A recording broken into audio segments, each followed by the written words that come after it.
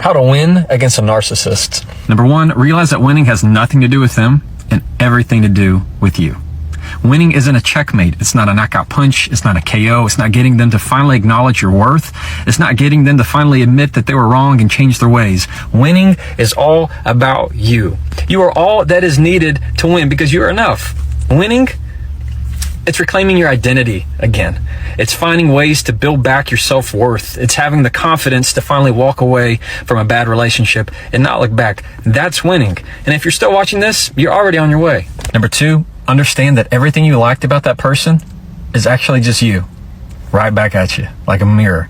Because these narcissists, they're manipulators. And they'll take qualities that they like about you and project them right back. And that's what happens. You don't want to let go of that personality because you just resonate with them so much. Well, the reason you do is because they're exactly like you, and you don't need them. Number three, once you do find yourself, hold on to that person and don't let go, and you'll never lose. Don't ever put your own peace of mind in the backseat again. So try that and follow me. I'm getting ready for this event tonight, and I thought I'd share a little bit of encouragement to you. It doesn't matter what you wear, or how much money you make, or what you do for a living that has the ability to have the biggest influence and impact on your life. It's your choice of words. The words that you use every day, who you talk to, no matter if they're a stranger or somebody you know for forever.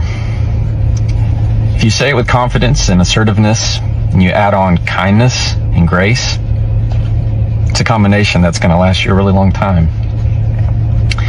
Okay, I think we all got it. All right, be good. Be good to one another.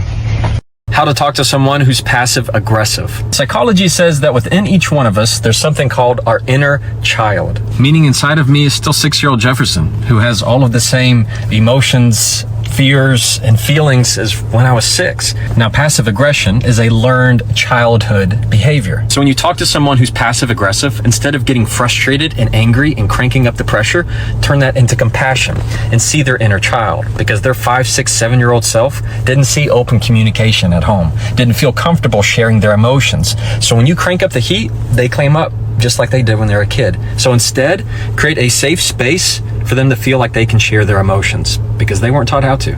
So try that and follow me. Here's some easy upgrades to your conversation starters. When I'm talking to a stranger, instead of asking, "How are you?" I ask, "What's been the highlight of your day?" It makes for a much more positive conversation. If I just ask, "How are you?" you know what you're gonna get. Good, busy, or worse, just living the dream. Instead of, where are you from? I'll ask, "What's your connection to?" and just name wherever we are. It allows for much more engaging conversation and gives me more follow-ups than if they just gave me a name. Instead of, "What do you do for fun?" I'll ask, "What's brought you joy lately?" or "What's put a smile on your face?" It makes them think happy thoughts. And what else could you ask for? So try that and follow me. If you hear this phrase, watch out. Oftentimes in an argument, when somebody's trying to get information from you, you're likely going to hear the phrase, "just so I'm clear." Just so I'm clear. But that phrase actually doesn't clarify anything. They heard exactly what you said, they just didn't like how you said it. What they're really trying to do is restate your narrative in a light that better aligns with their own interests, not yours. So you got to keep that from happening. This is how. Next time somebody says, "Well, just to be clear, you mean to tell me that blah, blah, blah, blah, blah," you respond with, "That's not how I put it." And they're going to say, "Well, how would you put it?" And then you say what you need to say, but don't ever let somebody control your narrative. So try that and follow me. How to handle someone who's trying to intimidate you. Number one, if somebody's trying to intimidate you, I want you to look bored. People who intimidate get a thrill out of exerting dominance, but when you act disinterested and you blink slowly and have this face of, "I could not be any more unimpressed by what I'm seeing right now," they know not to go to you again for that satisfaction in the future. Number two, that means we're going to delay your response time. When you can wait to respond to their intimidation, it puts you in more control and makes them sound more needy. You will always sound more in control at second 10 than second 1. Remember, knee-jerk reactions, that's exactly what they want. Number three, we're going to use phrases that shut it down. For example, "Were you trying to sound intimidating?" Or, one of my favorites, "Was that supposed to be dramatic?" These are phrases that you're going to say, that intimidation, it's not going to work here. So try that and follow me. When I'm preparing a witness for trial, and I think it should apply to everybody, if you get the question, "How are you doing? How are you feeling?" I don't allow them to say, "I'm okay, I'm all right, I'm fine." because those are nothing words. Those are words by default. They're vague. The receiver of that information can take it and use those words to twist it to apply it to their own purposes and own intents and own motives. And that's a lose-lose situation, because then you haven't really conveyed how you're feeling. It's not that you are the state of being okay. I'm okay. No, you're content. I'm fine. Well, no, you're actually feeling anxious. Yeah? There are hundreds of emotions out there to describe how you're feeling. Use them. Don't let somebody else control and manipulate how you're feeling and state it and label it for you. You do it. Follow me. How to be less socially awkward in a conversation. My name is Jefferson Fisher. I'm a trial attorney, and I teach people how to argue and communicate.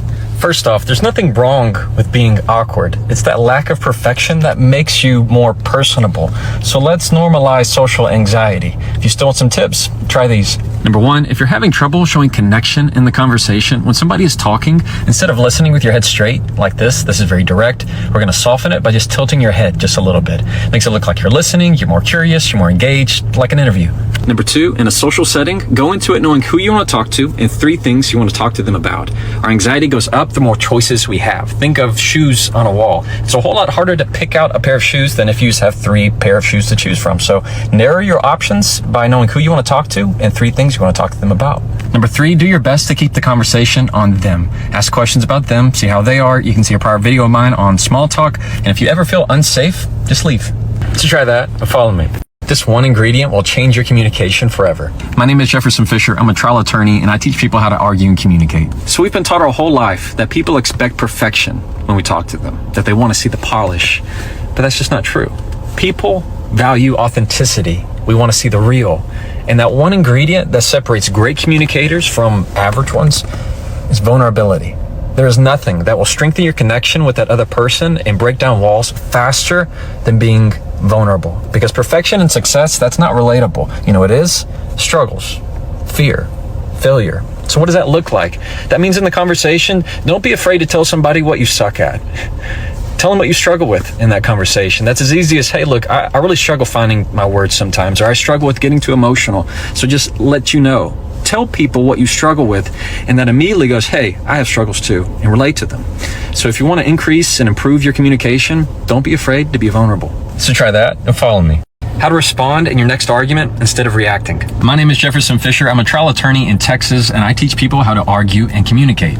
At some point in a conversation, there will be friction, and that friction will lead to conflict. Now, you have a choice. You can either react to what they said, or you can respond to it. Think of it this way. Reacting to what they said is uncontrolled. Whatever comes out is whatever you say. But responding to what they said, you never take your hands off the wheel. So this is what I do to make sure that I am responding and not reacting in an argument.